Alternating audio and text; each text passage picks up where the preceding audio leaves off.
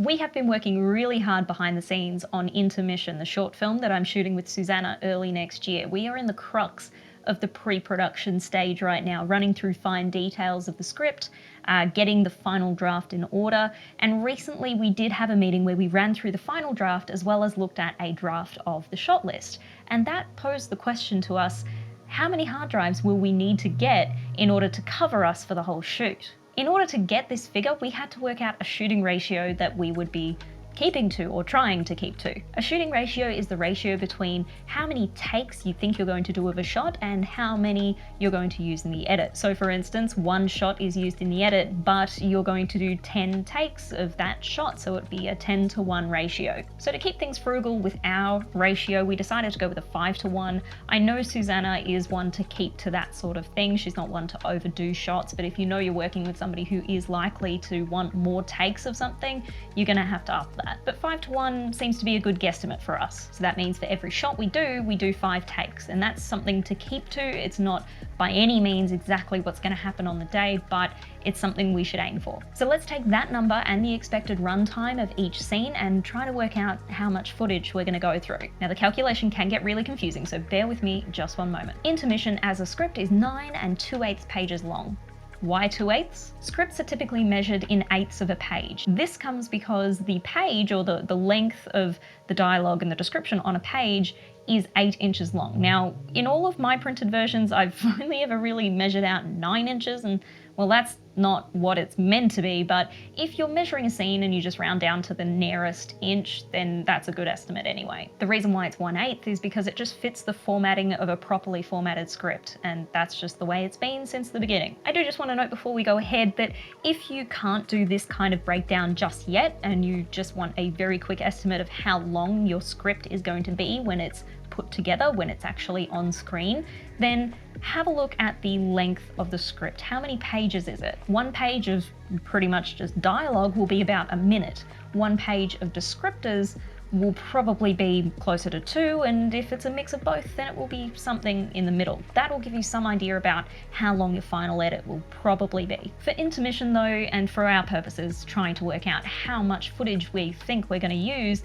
I needed to be a little bit more in depth than that. Now, even though I'm not the first AD, I did go through and I did line most of the script. Now, lining is pretty much working out where the scenes end and then working out how long each scene is in eighths of a page. From that, I calculated how long each scene would play out for, judging by the eighths of a page measurement. So I worked out what 1/8 of a page would be if it was just descriptive, or 1/8 of a page would be if it was just dialogue, and then calculated how long that scene would go for. I now have pretty much all the information that I need in order to work out how much footage we're probably going to capture as an estimate. To calculate this number, I worked out the screen time in minutes. Now, if it was in seconds, when I've written it down, so for instance 30 seconds, I made sure that I converted that into minutes, so I made it 0.5 because it's half a minute. I also made sure I knew how many shots there were in each scene, so I looked through the shot list and I made sure I totaled up the number of shots per scene, and I took that number and multiplied it by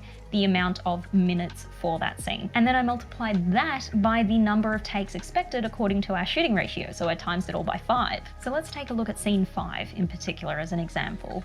Now this scene, yes, it is a little chunk of dialogue and it's mixed in with some action, but the action, I think we're going to linger on that quite a while for this scene in particular, so I decided to measure it like it was a mostly action scene, therefore 2 minutes for one page. But this is 4/8 of a page, so therefore it's 1 minute long. So this one's nice and easy. There's a total of 6 shots in this scene, well, scheduled in this scene, and now we just have to times it by the amount of time that that scene is going to play out over. So it's going to play out over 1 minute, there's 6 shots, and then we times that by our shooting ratio of 5, which gives us 30 minutes. So I did that for every single scene, and then I added them all together at the end to get a total runtime for the whole thing. I headed over to the ARRI website and had a look at a tool they've got on there, which is format and data rates calculations. So I went in and I put in exactly what systems we're going to be using. I made sure it was a mini, I made sure that it was